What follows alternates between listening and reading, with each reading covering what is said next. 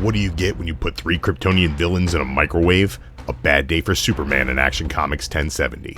Escaping from the Phantom Zone, a conglomeration of 3 different Kryptonian villains all stuck together in a horrible mess has its sights set on Metropolis. Crashing through a building, they send Superman into action, leaping in to save the day. But it's 3-on-1, and this monster is in a berserker rage. Superman is almost cooked when Supergirl arrives on the scene to give him a hand.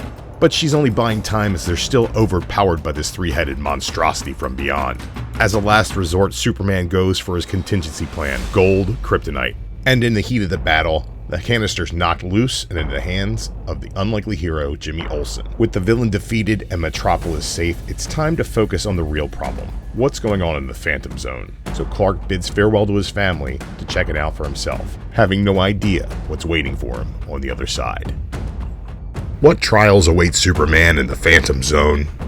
Let's find out in Action Comics 1071.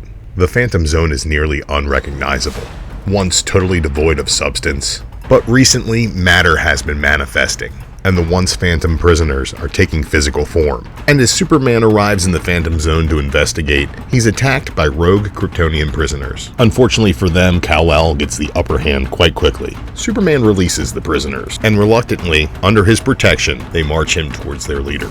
And along the perilous journey, they're attacked by giant spiders. Superman does his best to fight, grabbing one spider by the leg and chucking it as far as he can. But these monsters roam in packs, and he's quickly outnumbered and outgunned. Our hero is all webbed up and surely doomed when on the horizon he sees the Valcon, the dread ship of the Phantom King. The ship fires on the spiders, and when Kal is brought before the Phantom King, he reveals himself to be Superman's old ally, Mon-El. What universal threat awaits Superman in the Phantom Zone? Let's find out in Action Comics 1072. When Superman went into the Phantom Zone to investigate some strange happenings, he came across Zadu. But it was his old ally Mon-El posing as the Phantom King. Zadu had been chosen as a warden by Aether, the powerful being who had started to bring matter into the Phantom Zone. Aether's goals were originally altruistic, but upon realizing the threats that occupy the Phantom Zone, his actions became more and more punishing. Mon-El was able to organize enough inmates to overthrow Zadu and take over the Valcon. He has Zadu in chains, and now that Kal-El is by his side, Mon-El wants to take on Aether. So aboard the Valcon, they sail forward towards Aetheropolis. But as they approach Aetheropolis, our heroes start to become incorporeal phantom beings, giving Zadu the opportunity to escape and to plead with Aether to destroy Superman's adopted home, Earth. Superman and Mon-El prepare to square off with Aether in Action Comics 1073. On the way to Aetheropolis, Superman has time to reflect on his father's creation of the Phantom Zone, and his own use of the Phantom Zone projector when dealing with his own villains. He also notices that Mon-El has been hardened by the Phantom Zone, as he's able to contain the crew that is not happy to have the son of their jailer on board. As they approach, the escaped Zadu attacks in another ship, but our heroes leap into action, Superman destroying the ship, and Mon-El socking Zadu right in the jaw. They find themselves at the feet of Aether. Dissatisfied with the failings of his underling, Aether tosses Zadu into the eye of the zone, a bottomless pit where time and space are intertwined in infinite madness. And with his power spent, Superman is not far behind. Struggling in the eye of the zone, Superman finds a way to break through the walls, but he finds himself on Krypton?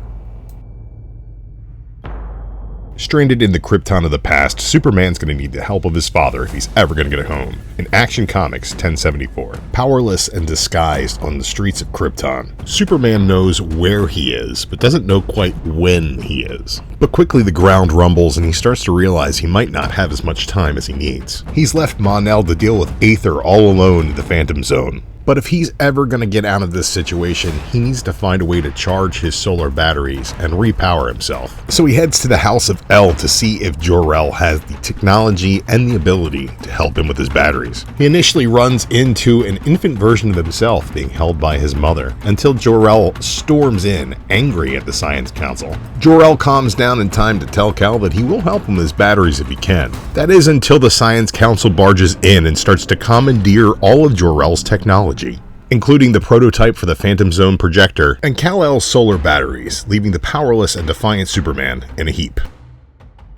Superman's on a time-swept adventure with his parents in Action Comics 1075. Superman comes to find out that he and the L's had been arrested by Roseanne, and he's confiscated both Kal-El's solar batteries and the prototype for the Phantom Zone ray. And when Roseanne calls the three of them before the Science Council, the L's get off with a slap on a wrist, but the Phantom Zone projector now belongs to the Science Council. And Roseanne proposes that instead of shooting their criminals into deep space, they imprison them in the Phantom Zone. An idea that Superman is surprised to learn that his father is strongly opposed to. But his and Laura's protests fall on deaf ears. Once outside the council, Jor-El reveals that he was able to retrieve the solar batteries unnoticed, and they seek the help of Zor-El to repair them. Here Clark meets a teenage version of Supergirl, and he learns that in order to create solid matter in the Phantom Zone, it would take an immense amount of energy, and it appears what Aether's doing to the Phantom Zone is draining the power of Earth's yellow sun.